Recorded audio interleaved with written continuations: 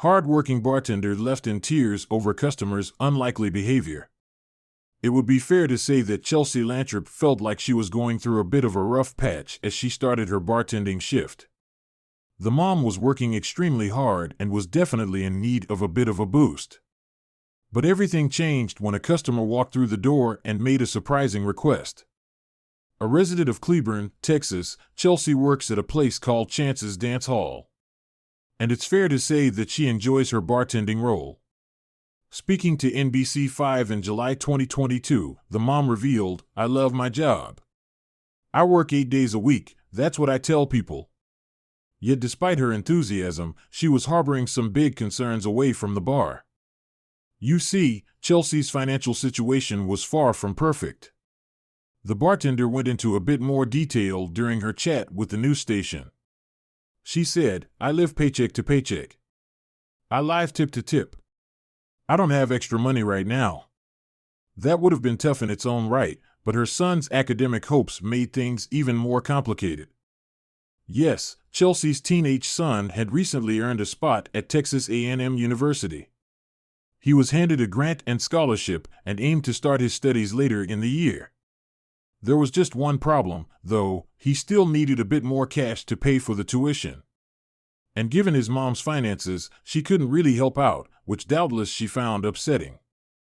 So, you couldn't blame Chelsea if she felt a little down in recent times. The single parent had a lot on her mind. But as we noted earlier, there was a significant shift in that regard when she went into work one day in July 2022. It started normally enough, and then a couple of people made their way into the bar. Chelsea recalled, "2 random girls walked into the bar. I'd never seen them before. They sat down, and one of the women ordered the whole house around. It caught my attention a little bit. We aren't surprised. After all, that's usually the sort of thing you'd see in a movie or TV show, not real life." So what happened next? Well, as bizarre as it was, Chelsea fulfilled the order. There must have been a lot of happy customers at Chance's Dance Hall at that stage. From there, the 2 women enjoyed their own drinks, while the bartender continued on with her shift. She certainly had a fun anecdote to share with her son at the end of the day now. Yet as it turned out, there was another surprise in store for Chelsea a little later, one that blew the Cleburne resident away. When the time came for the women to pay their tab, the total sat at $179.50. Not that shocking, given their earlier generosity. Anyway, 20% of that sum would have made for a pretty nice tip. But Chelsea didn't receive the tip she expected at that point. In fact, the woman who'd endeared herself to all the other patrons in the bar had something else in mind after looking at the bill. She pulled out her purse and reeled off a number that left the single mom gobsmacked. Chelsea couldn't believe what she was hearing. The woman started off with a $1,000 tip, Chelsea said. I started crying. And she was like, "No, that's not good enough." So she raised it to, like, $1,500. She looked at her friend and said, "Nah, that's not good enough." She, then, raised it to $2,000. Incredibly, though, the generous customer didn't settle for that either. Yep, once Chelsea finally grabbed their receipt off the bar, she saw that the lady had bumped the figure up by another $2,000. Just like that, the single parent was now $4,000 richer. That's some tip. Unsurprisingly, she had trouble wrapping her head around it to begin with. To say this was unusual would be a major understatement. As Chelsea told NBC5, "You don't believe it. I didn't believe it until it went through the credit card machine, you know. And I still didn't believe it until it hit the bank." The timing really couldn't have been better for the bartender. Now, she had something to dip into to aid her son's college education, which came as a relief. "I'm so proud of my kid," Chelsea continued. "He's brilliant, he's smart. You know, it hurts when you can't help your kid. Now I can, a little bit." As she was talking, the mom wiped away a tear in front of the camera. Something tells us that she wasn't the only one. You could feel her love radiating off the screen. But Chelsea had some other ideas for the cash as well. For instance, she wanted to pay off a few home bills before organizing a dinner at a restaurant with her nearest and dearest. You couldn't say she wasn't putting the tip to good use. Meanwhile, the mom's employers were equally thrilled with what happened that day in July 2022. Taking to Facebook, Chance's Dance Hall made a post soon after. It read, "Thank you to the angel that walked into our bar and gifted Chelsea more than she could have ever imagined." Speaking of which, we're all wondering, just who was that generous woman at the bar? And why had she left such a huge tip? Chelsea certainly struggled to find an answer. "I don't know," the woman, Chelsea, said to NBC5. "I don't know her story." Mind you, the bartender's boss had a bit more insight. Her name is Carmen Sinise, and she's the proprietor of the place. According to Carmen, the generous customer had just come into some money via an inheritance. No wonder she bought all those drinks then. And regarding the tip, Carmen noted that the woman wanted to tithe her inheritance to someone she didn't know. Thank goodness Chelsea was working that day. Anyway, since this story first dropped, it's been shared by some pretty notable outlets. Both website Yahoo and TV News Show Today produced articles about the kind-hearted gesture. Plus, it made an impression on social media, too. You see, after Chance's Dance Hall wrote up that Facebook post from earlier, it earned close to 200 likes and more than 130 shares. On top of that, the message generated some nice comments from users as well. One person typed, "Awesome. She deserves every penny," while another said, "It makes my heart so happy to hear stories like these." But as the comments continued to pour in on the social media website, one more stood out. A Facebook user wrote, "I just want to say thank you to the bar for letting Chelsea keep her whole tip. We hear stories like this sometimes, and they're not always as wholesome. I think you're an amazing bar with amazing staff. I'm happy for all of you." As for Chelsea, she had one last thing to say about the situation during her chat with NBC5. The single parent said of her tipper, "She is a gift from God. I believe in guardian angels. I believe in people coming into your life at the right time that you need them. And she was definitely one of them." Both the Facebook user and Chelsea's comments ring true, and not always in a good way. You see, both people knew just how quickly Chelsea's wholesome story could have gone downhill. That's because not every manager is as generous as Chelsea's. In the majority of U.S. states, there is an inherent uncertainty to working serving tables in restaurants. Many establishments pay less than minimum wage to waiters and waitresses because, legally, they can, and these servers make up the rest of their salary and tips. This is why they're always so eager to please. They live on their tips. In 2014, Sarah Jayaraman of Restaurant Opportunities Centers United told British newspaper The Guardian, "When you live off of tips, your rent and your bills don't go up and down, but your income does. It varies day to day, week to week, month to month, year to year." She added, "In fact, you are interviewing for your job every time a new customer sits down. There's a gender imbalance at play here, too." Jayaraman revealed, actually 70% of tipped workers are women. She added, "They use food stamps at double the rate of the rest of the U.S. workforce, which means that the women who put food on our tables in America cannot afford to actually eat themselves." All of this, admittedly depressing, background is about putting you in the shoes of service industry staff. They're in a world that encourages them to deliver above and beyond in order to simply earn a minimum wage. But how betrayed would you feel if you did that, received a substantial tip, and then had it taken away from you? That wouldn't be fair, right? When Ryan Brandt began a shift on December 2nd, 2021, at the Oven and Tap restaurant in Bentonville, Arkansas, it was a night like any other. She had worked there for 3.5 years, earning a livelihood and starting to pay off her student loans. Brent had always done her best to give great service, and this hadn't gone unnoticed. On that particular evening, the restaurant was serving a large party, all real estate movers and shakers from across the U.S. The dinner was all part of a conference thrown by Whitley, a marketing consultancy firm that works with real estate agents. Oven and Tap was high on the list of Whitley President Grant Wise's most liked eateries, and Brent was his favorite server. Wise called the restaurant ahead of time and specifically asked that Brant was assigned to their table. He had a plan in mind and didn't want anything to ruin it, so he also inquired about the restaurant's tipping policy. Satisfied with its answer, he and his colleagues ate and drank and had a whale of a time at what he described as their $100 dinner club. After dinner, Wise stood at the head of the table and beckoned Brant to take a spot beside him. Then, while a colleague filmed them, he revealed his plan by saying, "Everybody at this table has contributed $100 for you and for the other waitress. So, we are tipping a total of $4,400 for you to split with the other girl who took care of us." At this point, the entire party burst into applause, and it all became too much for Brant. As the realization of what Wise was doing for her set in, she began crying. Wise later told local news station KNWA, "It was an incredible thing to be able to do, and to see the server's reaction and to know what that meant for her and the impact it's had on her life already." The whole experience had turned into an emotional roller coaster for Brant.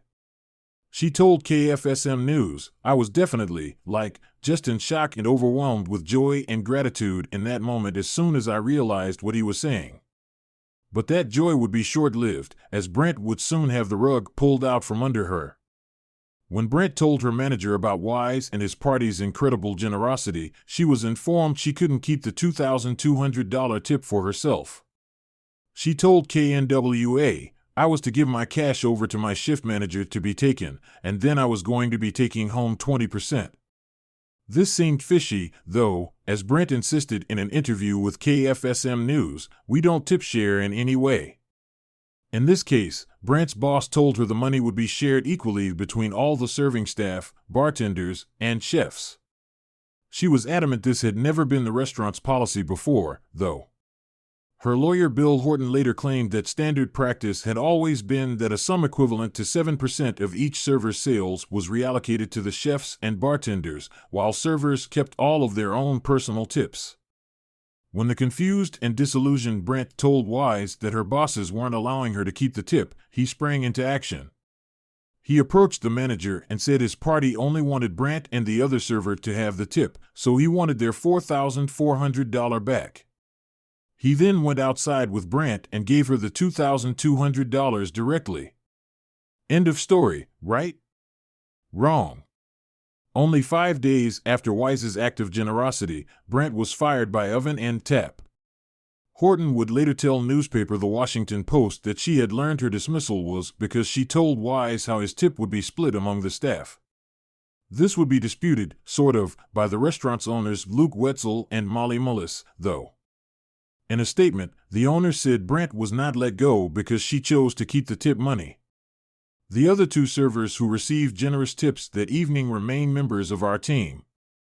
They also said, "We commend the organization that dined with us and generously gave to our staff.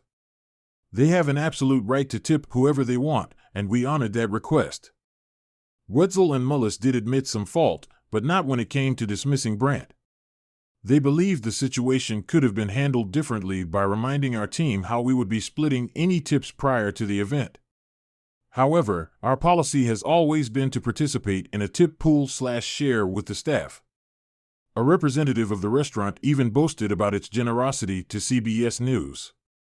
The representative's statement revealed, "Because we feel the entire staff worked so hard that night to serve a large party of 32 people, we distributed approximately $7,000 in additional compensation to the rest of the team from that evening's shift to ensure they know their hard work is appreciated as well." As admirable as that was, though, Brant was still out of a job. What was she to do? Well, when Wise found out that Brant had been fired, he was shocked. He immediately took to social media, writing on Instagram, "I'm so saddened to hear that the girl we tipped the other night at our $100 dinner club has been fired from her job. I don't fully understand why this would happen to what seems like such a sweet and kind-hearted woman." Wise continued, "Nonetheless, I'm committed to showing her that there are great people in the world that will do good when they can." What exactly did he mean by that? Well, Wise took it upon himself to set up a GoFundMe page for Brant to tide her over until she was able to find another job.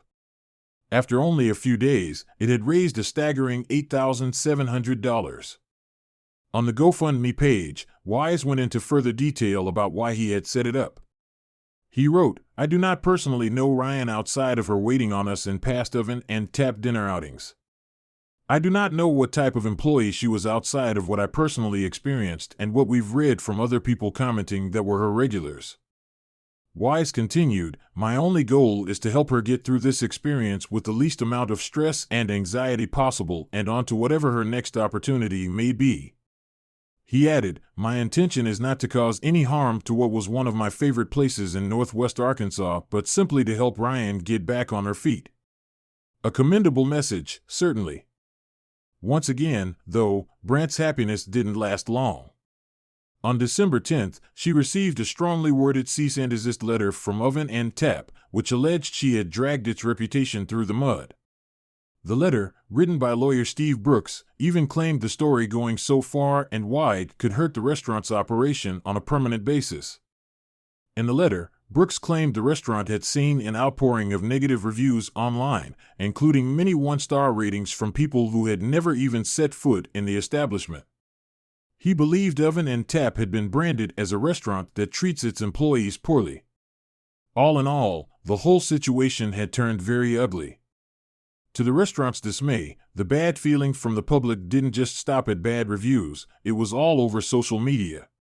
Twitter users reacted with posts such as, "Oven and Tap, you did your former waitress Ryan Brant dirty," and "Sounds to me like the Oven and Tap is a place to avoid in Arkansas."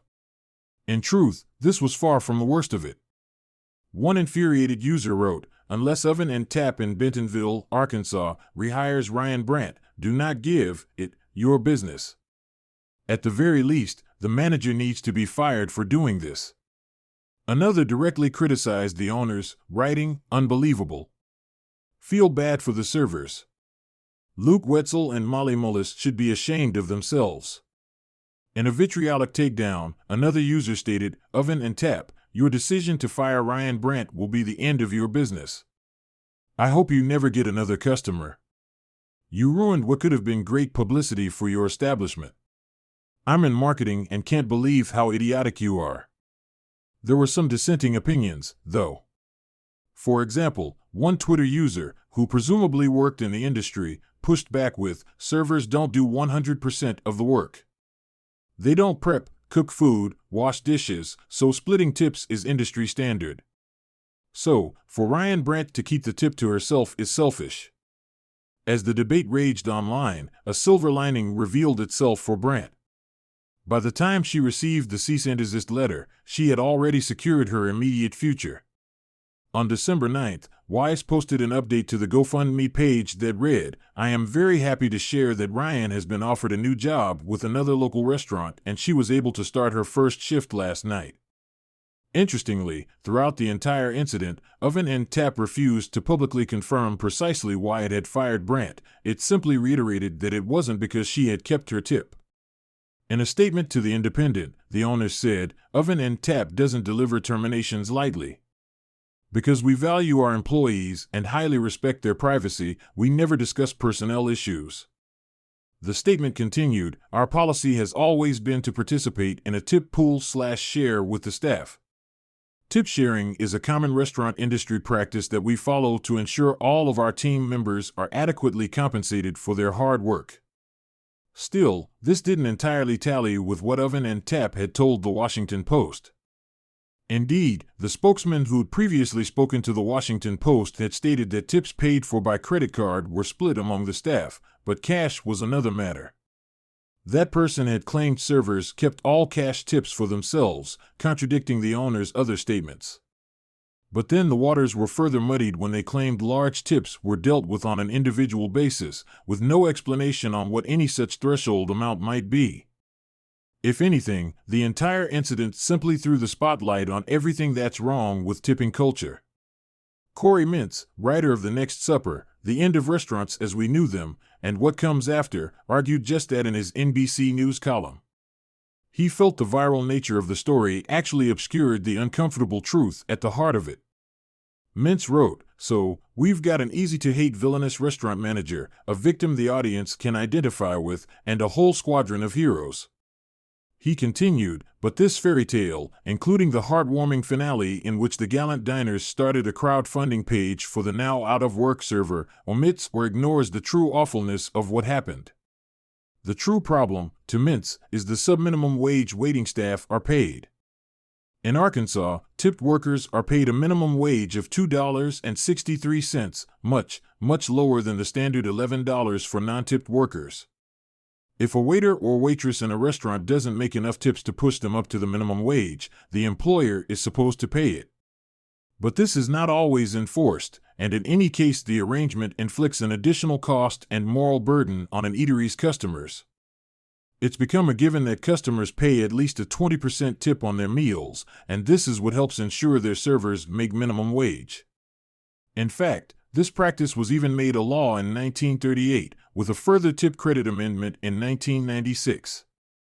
It effectively requires customers to tip whether service is good or bad, which is strange and hard to enforce in and of itself, but it also creates another problem.